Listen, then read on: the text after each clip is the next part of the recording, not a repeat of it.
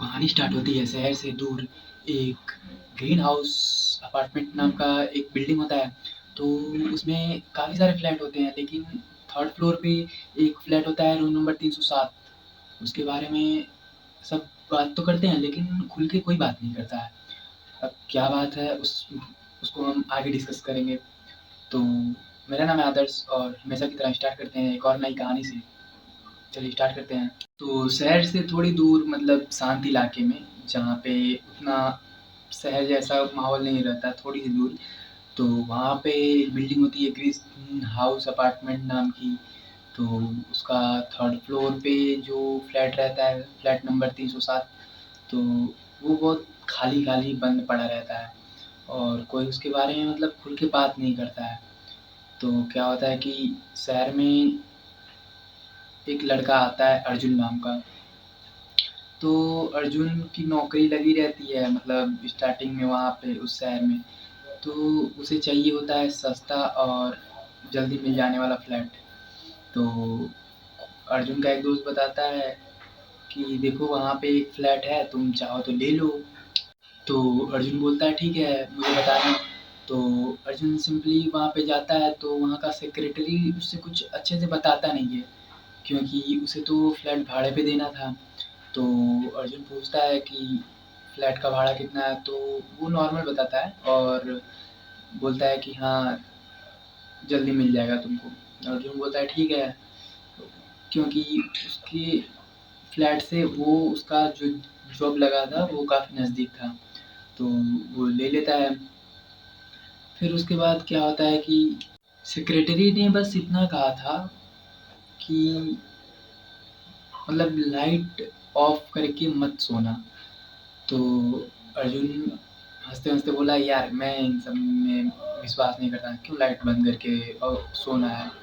तो सेक्रेटरी ने बोला कि देखो यहाँ पे मतलब काफ़ी नेगेटिविटी है, तो लाइट्स ऑफ मत करना तुम। तो अर्जुन बोला, अरे मुझे कोई दिक्कत नहीं है। तो उसके बाद अर्जुन अपना सामान शिफ्ट कर लेता है। तो अर्जुन सोया। तो पहली रात तो सब ठीक था, लेकिन दूसरी रात अचानक रात के 12 बजे दरवाजे से टक टक टक की आवाज़ आई। अर्जुन ने सोचा, यार इस टाइम कौन है। तो दरवाज़ा खोला उसने और देखा कि कोई नहीं है। तो वो सो गया फिर से, अपने आप को समझा के यार मेरा वहम होगा। तो अर्जुन सोचता है कि नॉर्मली कुछ ऐसे ही होगा, मतलब सपना देखा होऊँगा मैं। तो वो सो गया। फिर दूसरी रात जब वो सोया, तो उसके साथ क्या हुआ, जब जब वो दूसरी रात सोया तो लाइट मतलब ऑन ही की थी उसने। तो उसके बाद दरवाज़ा ठक ठक ठक होता है और इस बारी आवाज़ भी आई थी कि दरवाज़ा खोलो, और धीमे से आवाज़ आई थी।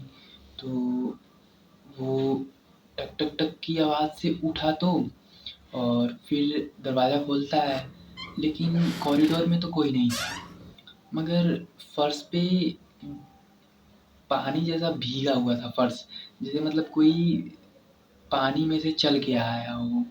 तो जब अर्जुन दरवाज़ा बंद कर रहा था ना, तो वो देखा कि पैरों के निशान जो है कि मतलब पानी से भीगे हुए अंदर की तरफ आ रहे हैं और वो सीधे बाथरूम की तरफ जा रहे हैं। तो अर्जुन सोचा, यार इस टाइम कौन आएगा या जाएगा। तो उसके बाद क्या होता है कि और इस इंसिडेंस के बाद हर रात उसके साथ उस फ्लैट में कुछ न कुछ होता था, जो कि एक नेगेटिविटी थी। उसको ये तो पता चल गया था कुछ तो है इस फ्लैट में। और बाथरूम का नल अपने आप खुल जाता था और दीवार पे लिखा होता था कि मेरी मदद करो। तो अर्जुन तो कुछ समझा नहीं। फिर उसके बाद क्या होता है कि और इस बीच रोने की आवाज़ भी आती थी, जैसे कोई लड़की की रोने की। तो एक दिन वो पड़ोसी से पूछता है, तो उसका चेहरा तो एकदम शॉक हो जाता है। तो वो अंकल उसको बताते हैं कि यहाँ एक पहले रिया नाम की लड़की रहती थी, जिसने सुसाइड कर लिया था। तो अर्जुन उसके बारे में इंटरनेट पे सर्च करता है। तो उसको पता चलता है कि एक रिया नाम की लड़की है, तो उसका वो फ्लैट में रहती है, तो रहती थी। तो उसको उसके बीएफ ने ब्रेकअप कर लिया होता है, तो वो सुसाइड कर लेती है। तो उसके बाद वो तो काफ़ी डर गया था। रिया ने एक काम किया था कि वो उस इंसिडेंस का वीडियो बना रही थी, मतलब वो वीडियो चालू था, तो उस बीच उसके बीएफ ने उसको मार दिया था। तो फिर उसके बाद अर्जुन सोचता है कि यार अब इससे सच्चाई से पर्दा तो उठा के रहूँगा। फिर अगली रात भी वही बात हुई, दरवाज़ा टक टक टक नॉक नॉक हो रहा है और किसी की बुलाने की आवाज़ आ रही है, बचाओ मुझे, मदद करो मेरी। तो वो दरवाज़ा नहीं खुलता है और अचानक लाइट चली जाती है रूम की। तो वो हल्के से पीछे मुड़कर देखता है ऐसे, तो जब वो पीछे मुड़ा ना, तो उसके पीछे मतलब दिखी एक लड़की, जिसका चेहरा एकदम काला था और आँखों से मतलब काला पानी जैसा निकल रहा था और बाल एकदम भीगे हुए थे, जैसे कि कोई नहा के निकलता हो। तो उसने कहा कि तुम मेरी मदद करो। तो उसने कहा तुम मेरी मदद करो, मैं खुद से नहीं मरी, उसने मुझे मारा था और मेरे बेड के नीचे मेरा फ़ोन है, उसमें वीडियो रिकॉर्डिंग है। तो अर्जुन जाता है और वहाँ पे उसको एक फ़ोन मिलता है। तो वो फ़ोन सिंपली वो पुलिस के पास ले जाता है और वीडियो उसमें होता है। तो पुलिस तो उसे पकड़ लेती है, लेकिन मतलब मुजरिम को जो पकड़ लेती है उसके बीएफ को। तो इसके बाद अर्जुन सोचता है कि सारा मैटर सेटल हो गया, मतलब सारा किस्सा सॉल्व हो गया, लेकिन कुछ सॉल्व नहीं हुआ था। अगली कहानी का ट्विस्ट तो अब आया है। तो इसके बाद अर्जुन एक रात सोता है और उस रात उसे कुछ नहीं हुआ, मतलब दरवाज़ा नॉक नॉक भी नहीं हुआ, किसी के बुलाने की भी आवाज़ भी नहीं आई।